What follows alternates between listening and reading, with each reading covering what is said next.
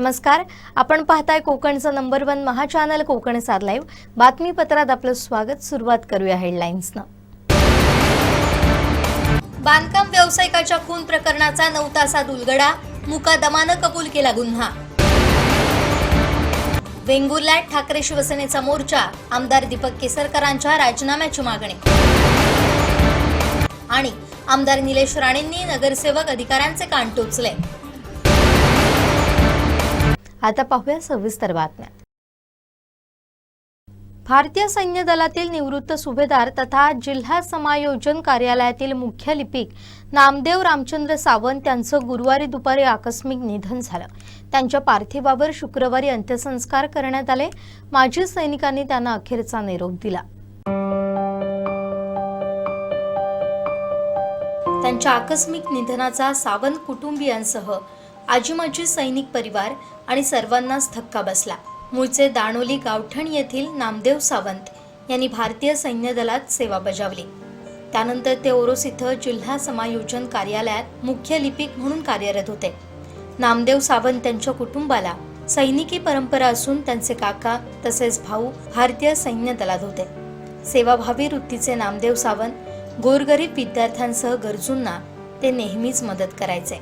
गुरुवारी दुपारी ते सावंतवाडी बस स्थानकाच्या स्वच्छतागृहात गेले असता हृदयविकाराच्या धक्क्यानं ते खाली कोसळले। या घटनेची माहिती मिळताच पोलीस हवालदार मनोज राऊत आणि दीपक शिंदे तात्काळ घटनास्थळी दाखल झाले। त्यानंतर आजी-माजी सैनिक संघटनेचे सर्व पदाधिकारी, दाणोली पंचक्रोशी वासियांनीही सावंतवाडीत धाव घेतली। सावंतवाडी उपजिल्हा रुग्णालयात पंचनामा आणि शवविच्छेदन करण्यात आलं। शुक्रवारी त्यांच्या पार्थिवावर अंत्यसंस्कार करण्यात आले। मुंबई स्थित माजी सैनिक सुरभा सावंत आणि प्रभाकर सावंत त्यांचे ते भाऊ होत। त्यांच्या पश्चात पत्नी, एक मुलगा, मुलगी, भाऊ भाऊजय, बहिणी, पुतणे असा मोठा परिवार आहे। शेतकरी नेते राजू शेट्टींना सिंधुदुर्गात येऊन आंदोलन करावं लागतं, याचा अर्थ इथले विरोधक दुबळे झालेत। त्यांना काही किंमत नाही। नुकसान भरपाईबाबत त्यांना काही प्रश्न असतील तर त्यांना फोनवर माहिती देईन, अशी प्रतिक्रिया आमदार निलेश राणेंनी दिली आहे। मुळातच आपण ज्या क्रायटेरियामध्ये बसायचं, जर तुम्ही अभ्यास केला तर आपल्याला त्या क्रायटेरियामध्ये फक्त 15 ते 17 हजार रुपये मिळायचे। पहिल्यांदा कोकणाला 22,000 रुपये मिळाले पर हेक्टर। ही फक्त विम्याची रक्कम जी वाढवण्यात आली आहे ती रक्कम आहे। साहेबांचं भाषण जर आपण व्यवस्थित ऐकलं असेल, सन्माननीय फडणवीस साहेबांचं, अजून काही मदत ते जाहीर करणार आहे, पण ते मापदंड काय आहे, जिल्हा प्रशासनाकडून वरती त्यांना जी काही इन्फॉर्मेशन जाते, माहिती जाते, त्या आधारावर पुढची मदत ते जाहीर करणार। आपलं जेवढं क्षेत्र आहे आणि जेवढे आपले महसूल सर्कल आहेत त्यापैकी 80% ह्या विम्याची रकमेतून आपण ती कव्हर करतो। जी राहते ती उर्वरित जी आपण पॅकेजच्या स्वरूपामध्ये आणतोय त्याच्यामध्ये कव्हर होणार। राजू शेट्टी साहेबांना ह्याच्यामधला कुठला विषय कळला नसेल तर मी लिहून पाठवतो त्यांना, किंवा मी त्यांच्याशी फोनवर बोलतो, पण असं कुठेही नाही। आम्ही स्थानिक आमच्याही काही मतदारसंघामध्ये किंवा जिल्ह्यामध्ये शेतकरी संपर्कात आहेत, ते समाधानी आहेत आणि अजून जे काही वाढीव आम्ही सरकारकडे मागितलंय ते आता काही दिवसात आपल्याला जाहीर होईल। राजू शेट्टीने एक आरोप केला आहे, नारायणराणे जेव्हा विरोधी पक्षनेते होते त्यावेळी ते शेतकऱ्यांच्या प्रश्नावरती भांडायचे, मात्र आताचे लोकप्रतिनिधी कमी पडतात असं एक त्यांनी आरोप केला आणि वर्षा बंगल्यावर धडक देण्याचा त्यांनी निर्णय घेतला। ते काय करतील ते त्यांना माहीत, मी काय त्यांच्या भानगडीत पडत नाही। मुळातच त्यांना सिंधुदुर्गात यावं लागलं, आंदोलन करावं लागलं, म्हणजे इथे विरोधक किती दुबळे झालेले आहेत, इथे काही किंमतच संपलेली आहे विरोधकांची, असं याच्यातून निष्पन्न निघतो। सिंधुदुर्गात आता विरोधकांना काही किंमत नाही याचाच अर्थ होतो तो। आता राजू शेट्टी ह्याच्यावरती काय स्टँड घेत आहेत हे त्यांना माहीत। मी त्यांच्या स्टँडवर मी काय बोलू इच्छित नाही। ते जेव्हा करतील, काय बोलतील त्याच्यावरती बघू ते काय करतायत ते, पण जे ते सांगतायत ते खोटं आहे। जी मदत मिळालेली आहे ती आम्ही तुम्हाला ऑन पेपर दाखवू शकतो, किती पैसे मिळालेत तुम्हाला शेतकऱ्यांच्या अकाउंटमध्ये दाखवू शकतो। आता त्याच्या पलीकडे त्यांना वाटतं की हे अमुकच रक्कम मिळाली पाहिजे, तर त्यांनी तशी जाहीर करावी की तुम्हाला कुठली अमुक रक्कम तुम्हाला हवी आणि कुठल्या हेडखाली हवी आहे, हे जाहीर करावं आंदोलन करण्यापेक्षा। सिंधुदुर्गात पेट्रोल डिझेल तुटवडा नाहीये। बातम्या पाहून काही जण टाकी फुल करतात, त्यामुळे पॅनिक होऊ नका असं आवाहन आमदार निलेश राणेंनी केलंय। जी महाराष्ट्राचे उपमुख्यमंत्री सन्माननीय एकनाथ शिंदे साहेबांनी ही संकल्पना मांडली की आता देशाचे पंतप्रधान सन्माननीय मोदी साहेबांना 75 वर्ष पूर्ण होत आहेत या वर्षी. तर त्या संकल्पनेतून महाराष्ट्राच्या वेगवेगळ्या जिल्ह्यांमध्ये तालुक्यांमध्ये नमो उद्यान यावं ही संकल्पना घेऊन आजचा कार्यक्रम आणि त्या कामाचं आज भूमिपूजन झालं. लवकरात लवकर काही महिन्याच्या कालावधीमध्येच हा प्रकल्प पूर्ण होईल. त्यासाठी सगळे कामाला लागलेलेच दर्जेदार एक उद्यान नागरिकांना मिळेल आणि खास करून मी पालकमंत्री नितेश राणे यांचेही आभार मानतो. जिल्ह्यामध्ये त्यांनी कुडाळ निवडलं आणि कुडाळमध्ये नमो उद्यान होतं आहे एकमेव सिंधुदुर्ग जिल्ह्यातलं सध्या तरी.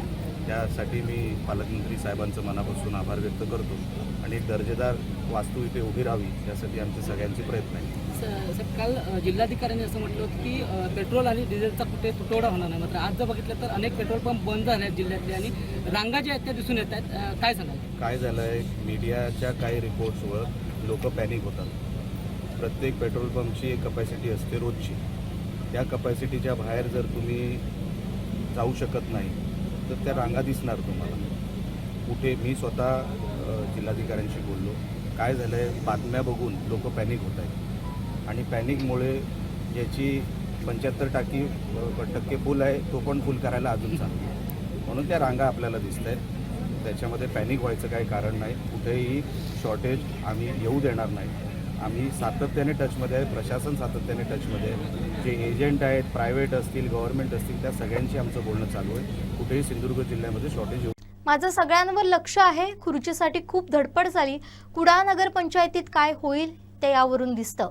आपल्याकडे रांग मोठी आहे, अनेकांना संधी देतो, वेळेची वाट बघतो, असा इशाराच आमदार निलेश राणेंनी दिलाय. नुसतं पैसे आले म्हणून माझं काम झालं, तुमचं काम अजिबात झालेलं नाही. माझं लक्ष आहे. मी अनेक गोष्टी या व्यासपीठावरून आज बोलणार नाही. अनेकांना वाटेल माझं दुर्लक्ष झालेलं, पण अजिबात नाही. मी काही लोकांना संधी देतो, वेळेची वाट बघतो आणि वेळ आल्यानंतरच सांगतो की इकडे तुम्ही चुकलात, आता चूक दुरुस्त करायची जबाबदारी तुमच्यावर आहे. नाहीतर रांग मोठी आहे. आपल्याकडे काय रांग मोठी आहे? व्यासपीठच बघा. खुर्च्यांसाठी किती धडपड झाली, म्हणजे नगरपालिकेला किती धडपड होणार आहे. कोणी आरामात कामं करू नका. प्रत्येक मिनिट महत्वाचा असतो. सत्ताधारी पक्षातल्या नगरसेवकांचा, आमदारांचा, खासदारांचा प्रत्येक मिनिट महत्वाचा असतो आणि तो लोकांसाठीच अर्पण करायचा असतो. तो मग स्वतःसाठी नसतो. स्वतःसाठी अजिबात नसतो. कार्यक्रम दर्जेदार होऊ द्या, तुमच्याकडून काम दर्जेदार होऊ द्या. आज आपण प्रमुख आहोत. आज आमदार म्हणून तुम्ही मला इकडे एवढा मान दिला. मी आज सीओ साहेब तुमच्याकडून नारळ वाढवला. जबाबदारी तुमच्यावर वाढवली आहे म्हणून नारळ तुमच्याकडून वाढवला. तुमच्यावर माझा डोळा आहे, तुमच्यावर डोळ्यामध्ये तसा डोळा नाही. माझी नजर आहे तुमच्यावर, अजिबात नाही. काही गोष्टी आहेत ते तुम्हाला मी खाजगीत सांगेन, पण साहेब शहर हे माझं साफसुथरं दिसलं पाहिजे, सुंदर दिसलं पाहिजे, दर्जेदार दिसलं पाहिजे. याच्यासाठी आपण सगळ्यांनी मिळून मदत करूया. तुमचे सगळे आरोस दांडेली मुख्य रस्त्याची पूर्णतः चाळण झाली असून देखभाल आणि दुरुस्ती व्यवस्थित न झाल्यानं रस्त्याची दुरवस्था झाली आहे. या संदर्भात संबंधित विभागाशी पत्रव्यवहार गाठीभेटी घेऊनही कार्यवाही होत नसून येत्या काही दिवसात रस्ता दुरुस्तीसाठी सकारात्मक पावलं उचलावीत, अन्यथा ग्रामस्थांना आंदोलनाचा मार्ग पत्करावा लागेल, असा इशारा माजी सरपंच प्रशासक शंकर नाईक यांनी सार्वजनिक बांधकाम विभागाला दिलाय.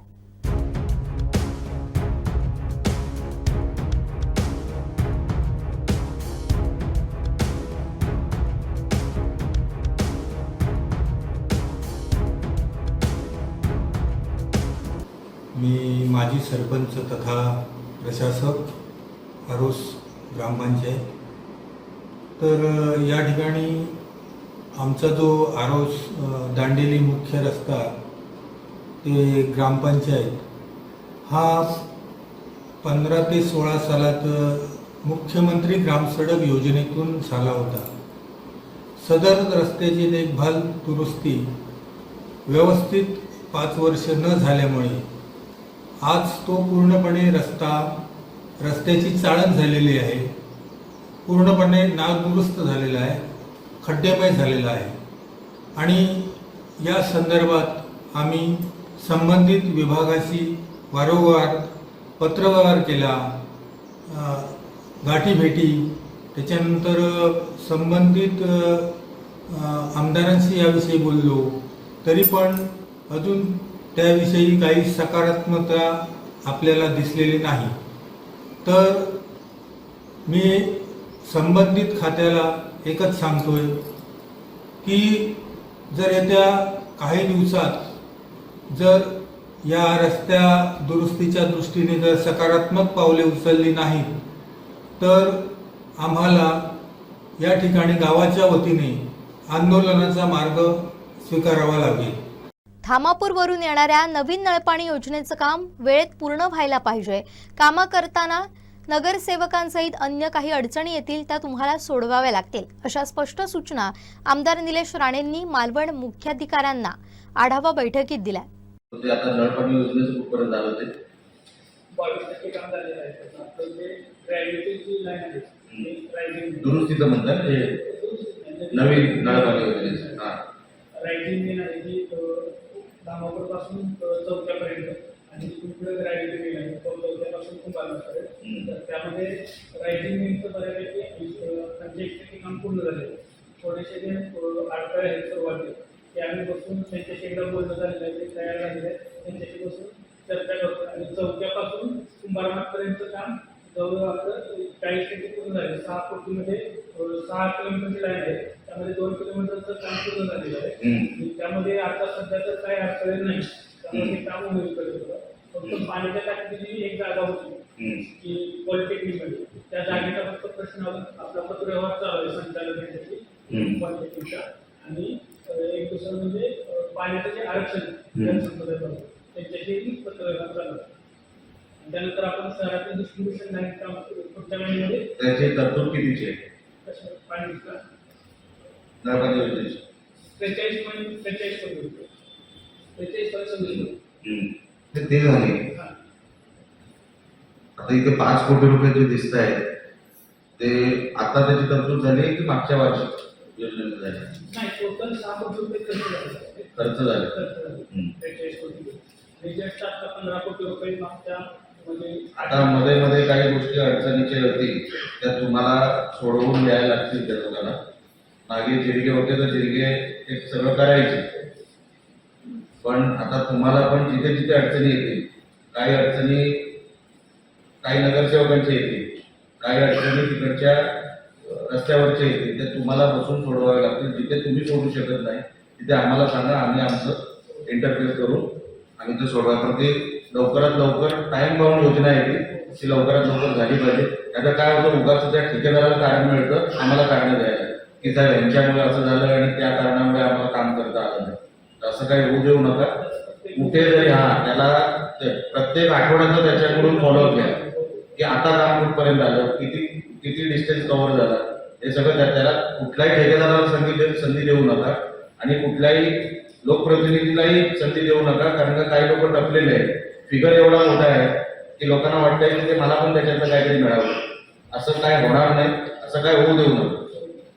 काम दर्जेदार झालं पाहिजे, कारण का ती पाण्याची योजना आहे आणि तसं ते राणे साहेबांनी सुरुवात करून दिलेली योजना आहे. रस्ते गटार ही कामं होणारच आहेत, परंतु शहरासाठी वेगळं असं काही करता येईल याकडे नगरसेवक अधिकाऱ्यांनी काम केलं पाहिजे, अशा शब्दात आमदार निलेश राणेंनी मालवण नगर परिषद आढावा बैठकीत नगरसेवक अधिकाऱ्यांचे कान टोचले. जनावर म्हणजे खास करून कुत्रे, घनकचऱ्याचा प्रकल्प आहे, STPचा प्रकल्प आहे, नळपाणी योजना आहे, लाइटिंगचा विषय, कामगारांचा विषय, मग आपला तो वित्त आयोगाचा विषय मला स्वप्नील पाटील यांनी सांगितलं. तर हे सगळे विषय, जिव्हाळ्याचे विषय आपण ते सगळ्यांनी समजून घ्या. आपल्याला फॉलो करून हा सगळा मी माझ्या लेवलवर जेवढं करता येईल तेवढं मी करायचा प्रयत्न करणार आहे. पण नगरसेवकांना पण माझी हीच विनंती आहे, आपापल्या वॉर्डमध्ये तुम्ही मागत राहा, तुमची मागणी रास्त आहे, तुम्हाला ते मिळालं पाहिजे.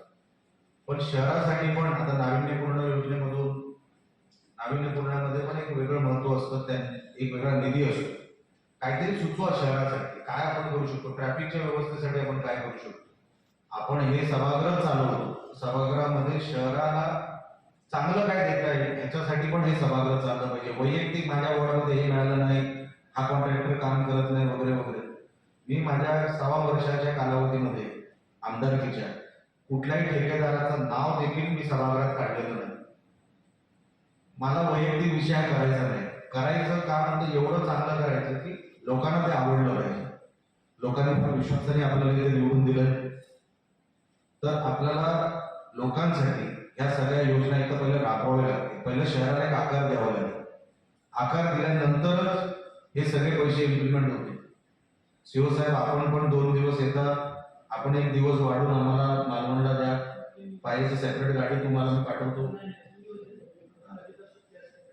नाही, ती सुट्टी तुमची, ती तुम्ही घ्या. मी सुट्टीच्या दिवशी या असं सांगत नाही. सुट्टीच्या दिवशी हे लोक येणार नाही, तुम्ही येऊन काय. तुम्ही मला मंगळवार, बुधवार आणि गुरुवार द्या.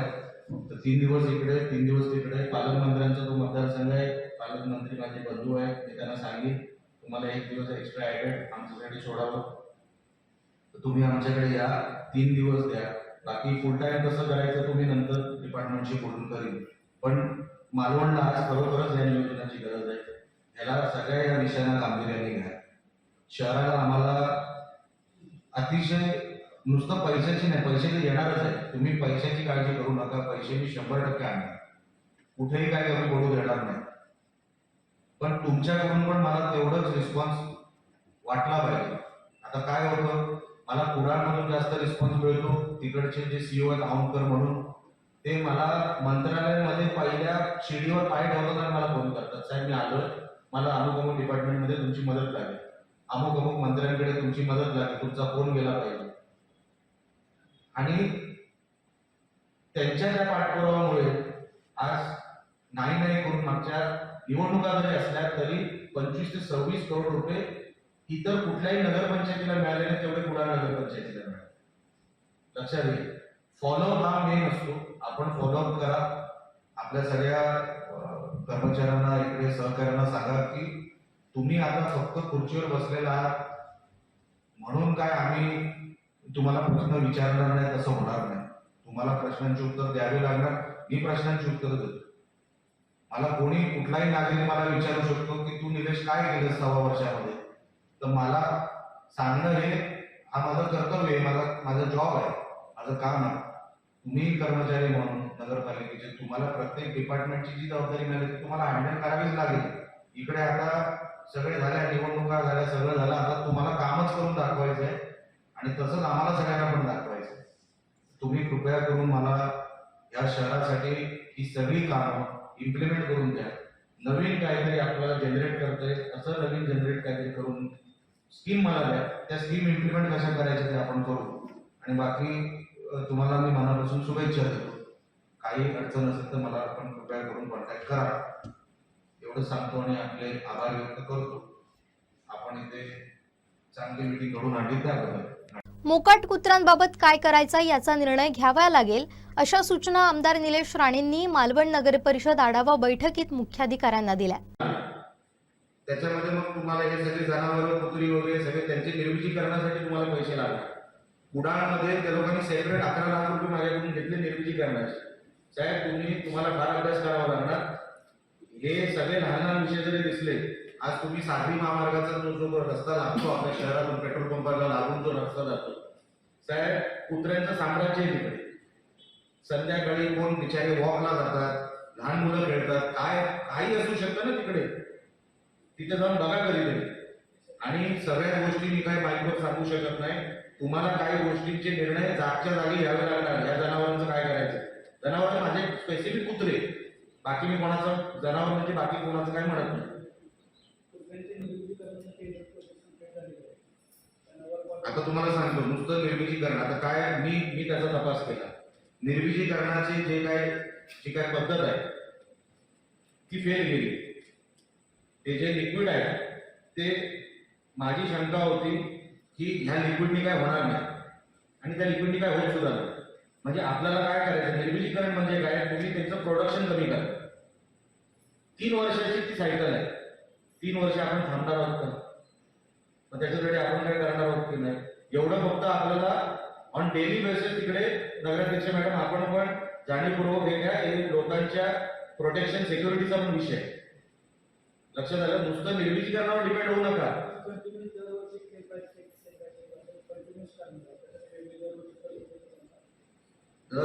दर आठवड्याचा प्रोसेस आहे.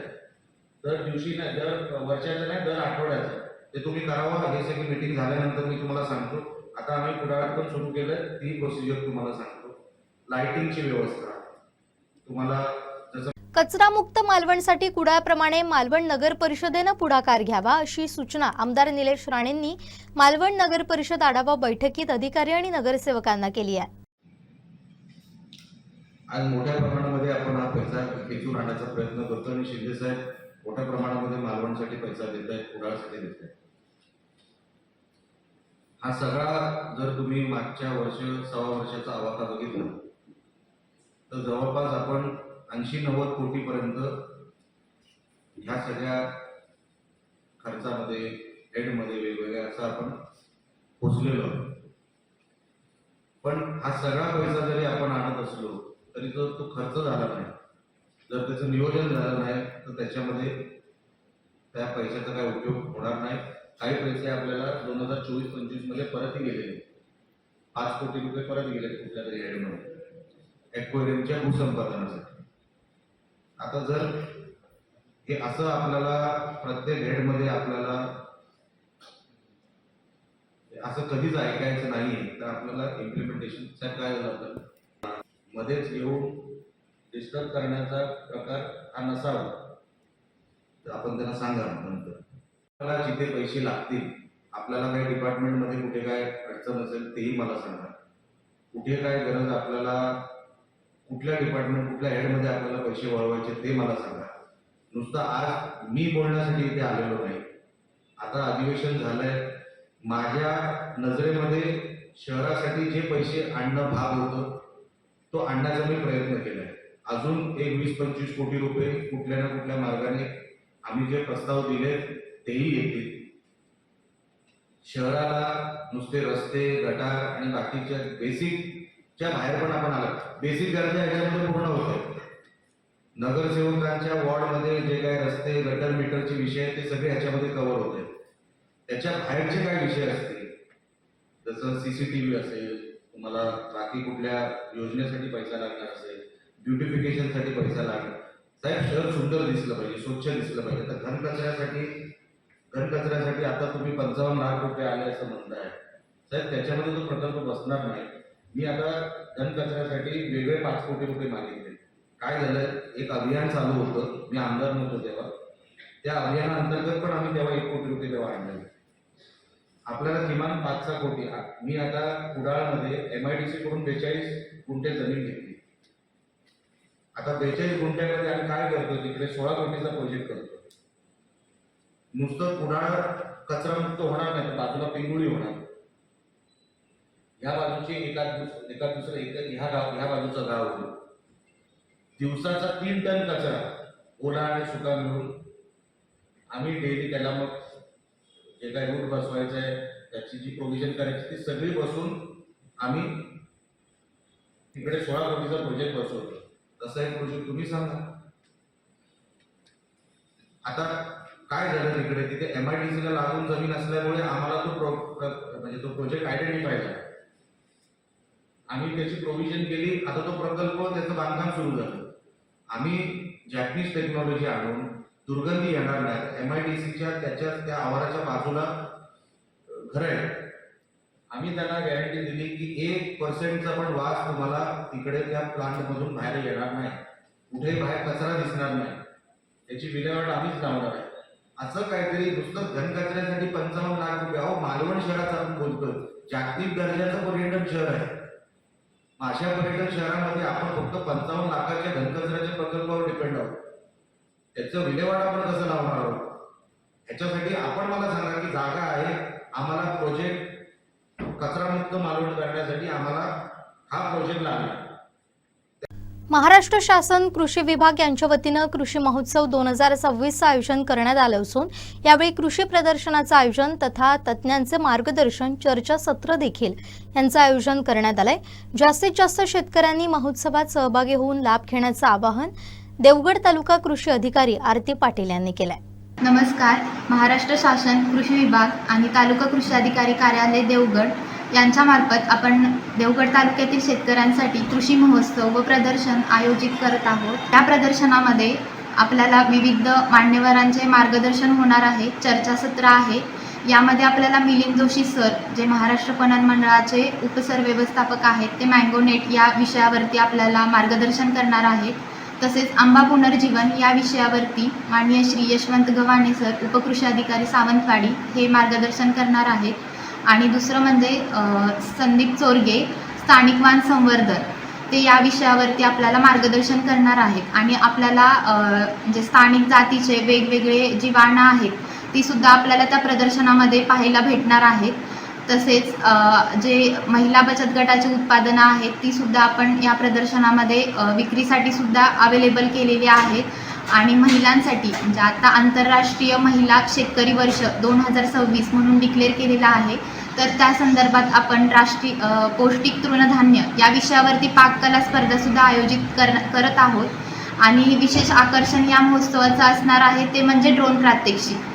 देवगडमध्ये पहिल्यांदाच आपण ड्रोनद्वारे फवारणी याचं प्रात्यक्षिक आपण या प्रदर्शनामध्ये ठेवणार आहोत. आणि शेतकऱ्यांसाठी जे खास बक्षीस जिंकण्याची संधीसुद्धा या महोत्सवामध्ये आहे. या लकी ड्रॉ पद्धतीने शेतकऱ्यांना बक्षीस जिंकण्याची संधी आहे. तसेच या कार्यक्रमाला मान्यवरसुद्धा उपस्थित राहणार आहेत, त्यांचे मनोगते आहेत. तसेच आपल्यातले काही प्रगतशील शेतकरीसुद्धा आपल्याला त्यांचे जे काही अनुभव आहेत ते सुद्धा आपल्यासमोर सांगणार आहेत. आणि आपल्या तालुक्यातील म्हणजे काही शेतकऱ्यांनी वेगवेगळे प्रयोग केलेले आहेत ते सुद्धा त्या प्रदर्शनामध्ये आपण मांडणार आहोत. तरी तालुक्यातील सर्व शेतकऱ्यांना विनंती आहे की त्यांनी या प्रदर्शनामध्ये जास्तीत जास्त सहभाग नोंदवावा आणि कार्यक्रमाची शोभा वाढवावी. देवगड तालुक्यात गुरुवारी सायंकाळी अचानक झालेल्या अवकाळी पाऊस आणि गारपिटीनं ग्रामीण भागाला झोडपून काढलाय.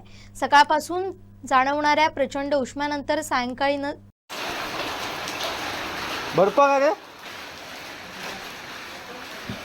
इथे शेतकरी अहवाल दिला आहे. गारपीट झालेला आहे. हे बघा, गारा पडतायत. गारपीट, आंब्याचं पूर्णपणे नुकसान. हे गारपीट झालेलं आहे कोकणामध्ये. शेतकरी अहवाल दिला. आंब्याचं मोठ्या प्रमाणात नुकसान झालेलं आहे. शेतकऱ्यांनी मोठं पॅकेज द्यावं अशी शेतकऱ्यांची अपेक्षा आहे. बर्फा का रे? इथे शेतकरी अहवाल दिला आहे. गारपीट झालेला आहे. हे बघा, गारा पडतायत. गारपीट, आंब्याचं पूर्णपणे नुकसान. हे गारपीट झालेलं आहे कोकणामध्ये. शेतकरी अहवाल दिला. आंब्याचं मोठ्या प्रमाणात नुकसान झालेलं आहे. शेतकऱ्यांनी मोठं पॅकेज द्यावं अशी शेतकऱ्यांची अपेक्षा आहे.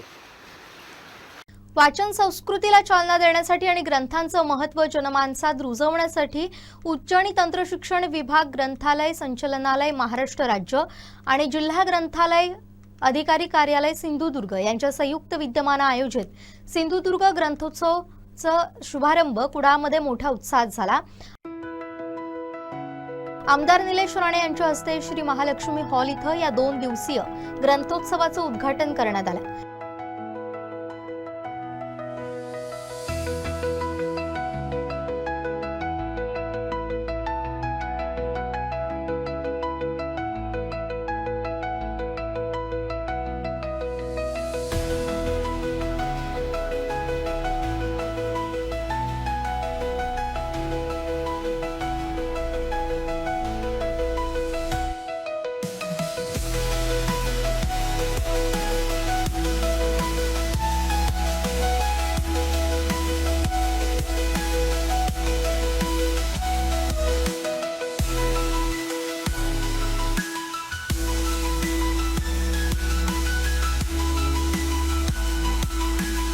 ग्रंथोत्सवाची सुरुवात सकाळी वाचनालयापासून एका भव्य रॅलीनं झाली. ही रॅली शहरातील मुख्य रस्त्यावरून महालक्ष्मी हॉलपर्यंत काढण्यात आली.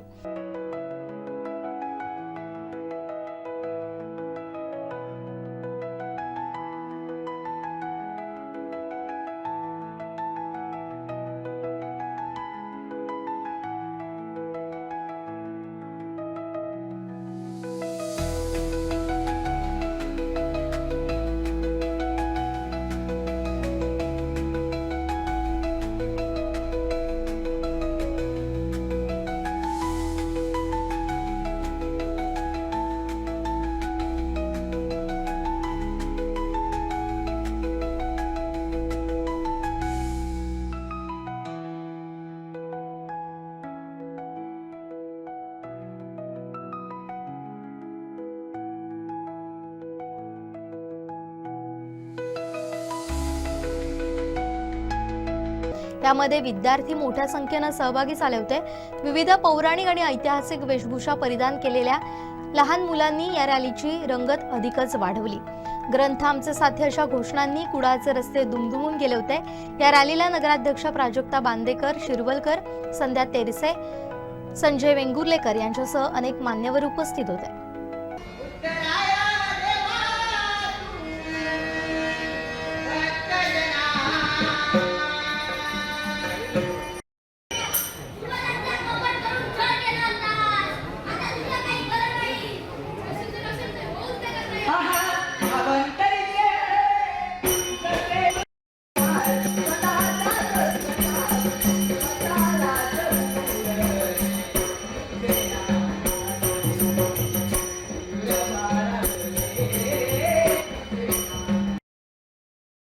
खळबळ उडवून देणारी बातमी समोर येते कणकवलीमधून. कणकवलीमधील बांधकाम व्यावसायिक असलेल्या सुशांत दळवी यांच्या डोक्याला गंभीर इजा झालेल्या स्थितीत त्यांचा मृतदेह आढळलाय.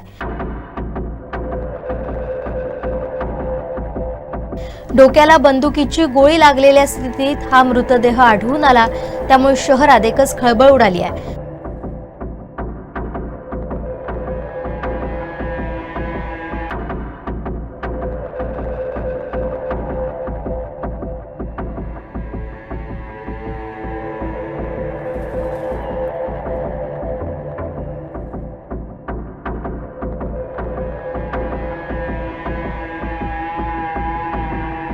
घटनेच्या ठिकाणी जिल्हा पोलीस अधीक्षक मोहन दहीकर उपस्थित आहेत. त्यांनी संपूर्ण घटनेचा आढावा घेतलाय. त्यांच्यासोबत डीवायएसपी आढाव देखील आहेत.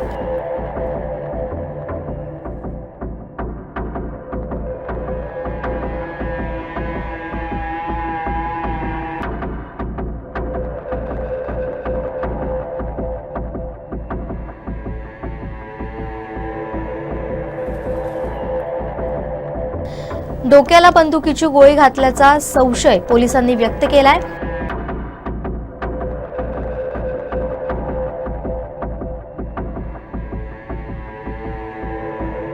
मृतदेह जवळपास 25 ते 30 फूट फरफटत नेण्यात आलाय. दळवी यांचं एक चप्पल झाडावर आढळल्याची माहिती पोलीस सूत्रांकडून देण्यात आली आहे.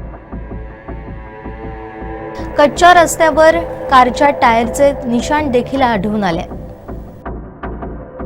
कणकवलीमध्ये एक धक्कादायक प्रकार घडला आहे. बांधकाम व्यावसायिक सुशांत दळवी यांचा गोळी झाडून खून झाल्याची धक्कादायक घटना कणकवलीतील या मुर्डेश्वर मैदानाच्या पुढील बाजूस म्हणजे पाण्याची टाकी आणि पाण्या टाकीच्या खालच्या बाजूस ऐन माईनमळा म्हणून एक जागा आहे आणि त्या ठिकाणी ही घटना एकंदरीत घडलेली दिसत आहे. या ठिकाणी जिल्हा पोलीस अधीक्षक मोहन दहीकर हे देखील दाखल झालेले आहेत. त्यांनी घटनेची माहिती घेतली आहे. एकंदरीत घटनेची माहिती घेतली असता जो मृतदेह तो प्राथमिक दर्शा स्थितीत आढळला असता त्याला गोळी झाडून गोळी डोक्याला लागलेली होती अशी एक प्राथमिक पोलिसांकडून माहिती मिळते. आणि त्यानंतर त्या मृतदेहाला 25 ते 30 फूट फरफटत बाजूला रस्त्याला नेलेलं होतं आणि ठेवण्यात आलेलं होतं अशी एकंदरीत माहिती आहे. आणि रक्तबंबाळ स्थितीत हा चेहरा झालेला होता. तर चप्पल देखील आहे ते एक झाडावर आढळलेलं असं एक प्राथमिक अशी पोलिसांकडून माहिती समजत आहे. डॉग स्क्वॉड पथक तसेच फॉरेन्सिक लॅब देखील इथे आलेले आहे आणि संपूर्ण घटनेची माहिती आढावा घेत आहे. नेमकं हे कसं झालं, का झालं, नेमकं या प्रकरणामध्ये मागे कोण आहे, तो इथे कसा आला, कुठे जाणार होता, घरातून कधी बाहेर पडला, या सगळ्या प्रश्नांची उत्तरे आता पोलीस तपासात उघड होतील. पण नेमकी परिस्थिती पाहिली की एक धक्कादायक प्रकार आता कणकवलीमध्ये घडलेला आपल्याला दिसत आहे. कॅमेरामॅन साहिल बागवेसह उमेश बुचडे, कोकण सदलाईव्ह, कणकवली. सांस्कृतिक कार्य विभाग, सांस्कृतिक कार्य संचालनालय, महाराष्ट्र राज्य आयोजित ज्ञानेश्वर माऊलींच्या 750व्या जयंती वर्षानिमित्त आध्यात्मिक आणि सांस्कृतिक कार्यक्रम ज्ञानियांचा राजा मोगरा फुलला कार्यक्रम सावंतवाडीत पार पडला. मात्र या कार्यक्रमाकडे जिल्हा प्रशासनासह लोकप्रतिनिधींनीही पाठ फिरवल्याचं चित्र सावंतवाडीत पाहायला मिळालं. उद्घाटन प्रसंगी हे प्रकर्षानं जाणवलं. या पंढरपुरात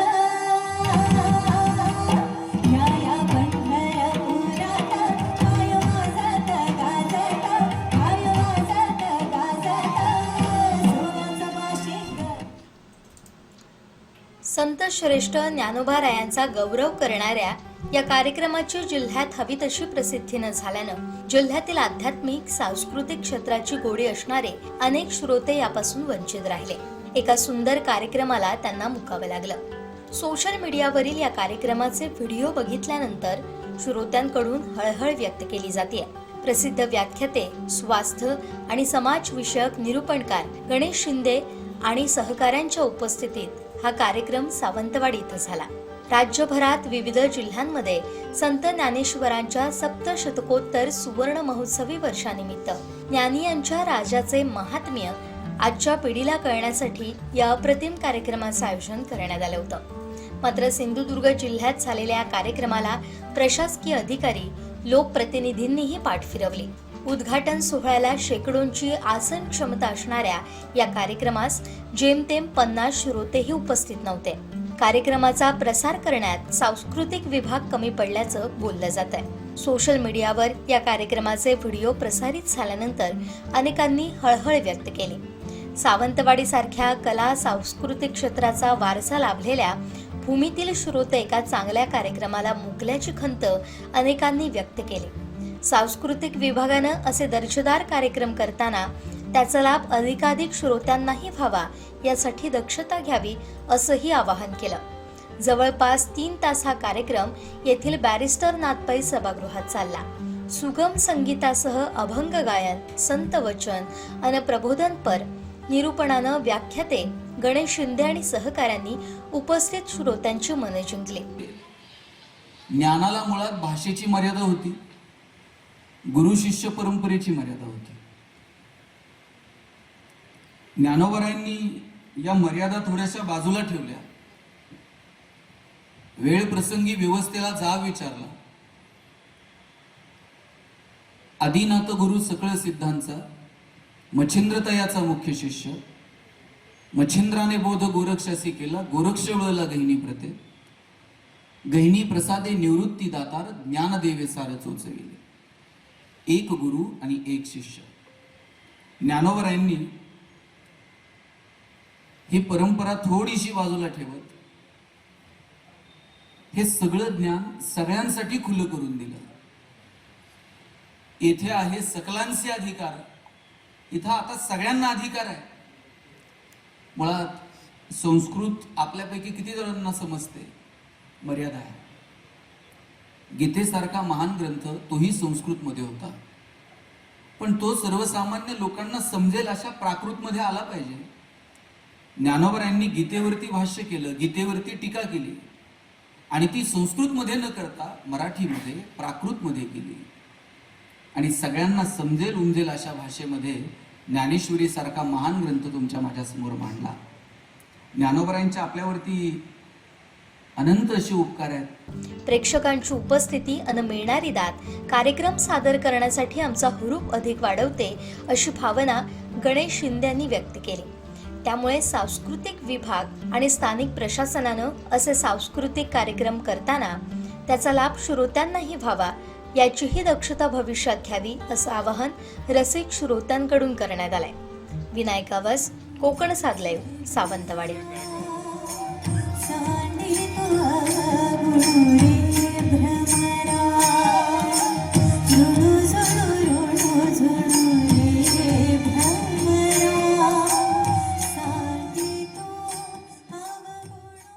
सिंधुदुर्ग जिल्ह्यामध्ये सर्वत्रच पेट्रोल पंपावर डिझेल आणि पेट्रोलचा तुटवडा पाहायला मिळतोय.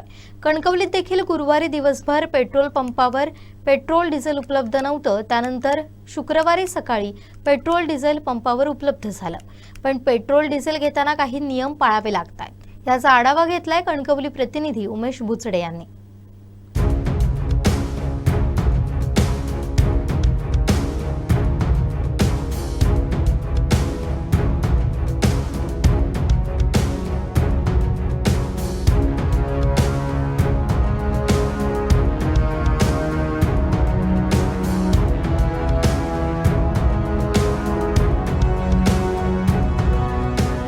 कणकवलीमध्ये पेट्रोल डिझेलचा तुटवडा होता आणि त्यानंतर आज बघितलं, आज पेट्रोल डिझेल आलेलं आहे. पण एकंदरीत सगळ्यांना पेट्रोल डिझेल मिळावं यासाठी पेट्रोल पंपावर दुचाकीला 500, 4 चाकीला 2000, तर डंपर असेल किंवा मोठी वाहनं त्यांना 5000 पर्यंत पेट्रोल देण्यात येत आहे, डिझेल देण्यात येत आहे. एकंदरीत आपण पेट्रोल आल्यानंतर कणकवलीतील ही दुचाकी जे स्वार आहेत ते रांगा लावून पेट्रोल घेत आहेत. एकंदरीत ते बराच वेळ रांगेत देखील उभे राहिले आहेत. काही लहान मुलं देखील शाळेत जायची थांबलेली होती आणि त्यामुळे एकंदरीत ही गर्दी पाहायला मिळते.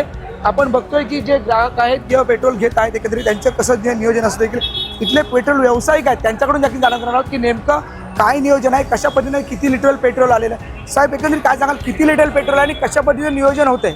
आता आमच्याकडे सकाळी एक 12,000चा लोड आलेला आहे. त्याच्यामध्ये 6,000 पेट्रोल, 3,000 स्पीड आणि 3,000 डिझेल असं आलेलं आहे. परंतु तसं काय तुटवडा कंपनीकडनं असं काही विषय नाही आहे. पण लोकांच्या असं भावना झाल्या आहेत की आता आपल्याला पुढे मिळणार नाही आणि पुढे टंचाई होईल. याच्यामुळे लोकांचे पेट्रोल डिझेल घेण्याची जी क्षमता आहे ती त्यांचं लिमिट वाढवलं आणि त्याच्यामुळं ही टंचाई आता आलेली आहे. तसं काही नाही, लोकांनी त्याची घाबरून जायची गरज नाही. पुरवठा व्यवस्थित आहे, कंपनीकडनं पुरवठा होतोय. पण चारही बाजूने सगळ्यांचे असे ओरड झाल्यामुळे थोडंसं शॉर्टेज झालेलं होतं. पण आता गाड्या हळूहळू रेग्युलरवर येत आहेत. काल कणकवलीच्या तिन्ही पेट्रोल पंपावर पेट्रोल नव्हतं, त्यामुळे काही तुटवडा भासला. काल मात्र असं झालं होतं की तिन्ही पंपावर पेट्रोल बंद नव्हतं. कारण त्याच्या आदल्या दिवशी, परवाच्या दिवशी आमच्या कोकणातल्या गाड्या भरल्या गेल्या नव्हत्या, कोल्हापूर साईडच्या गाड्या भरल्या गेल्या होत्या, इकडच्या गाड्या कमी भरल्या गेल्या होत्या. त्याच्यामुळे तो तुटवडा जाणवला होता. पण आता हळूहळू कंपनीवर रेग्युलर आलेला आहे आणि आता काय तसा तुटवडा होणार नाही अशी आम्हाला खात्री आहे. काय नियोजन आहे दुचाकी, चारचाकी? दुचाकी आमच्या प्रत्येकाला लिमिट ठेवलेलं आहे.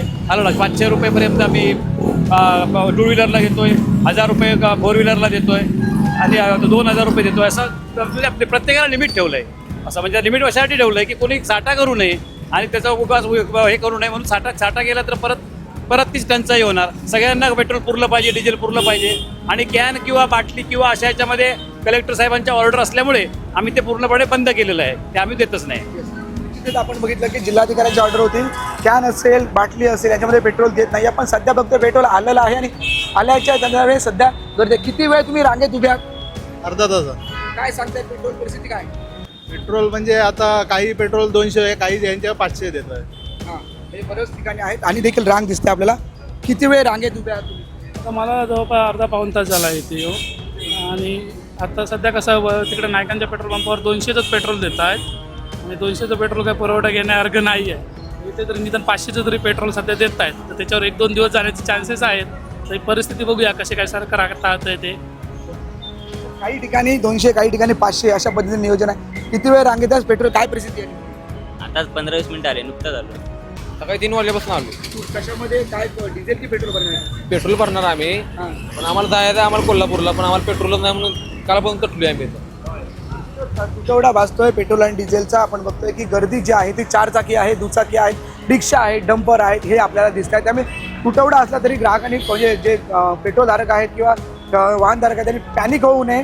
सावकाश जे लागेल तेवढंच पेट्रोल न्यावं. 200 असेल, 500 असेल किंवा 2,000 असेल किंवा 5,000 असेल, अशा पद्धतीने पेट्रोलचं नियोजन आता सर्वसामान्यांना होताना दिसत आहे. पण लिमिट हे ग्राहकांना घालून देण्यात आलेलं आहे. कॅमेरामॅन साहिल बागवेसह उमेश बुचडे, कोकण सात लाईव्ह, कणकवली.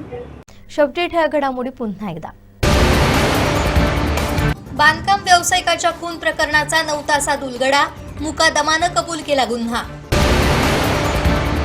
वेंगुर्ल्यात ठाकरे शिवसेनेचा मोर्चा, आमदार दीपक केसरकरांच्या राजीनाम्याची मागणी. आणि आमदार निलेश राणेंनी नगरसेवक अधिकाऱ्यांचे कान टोचले. बातमीपत्रात वेळ झाली इथंच थांबण्याची. पाहत रहा कोकणचं नंबर 1 महा चॅनल कोकण सात लाईव्ह. धन्यवाद.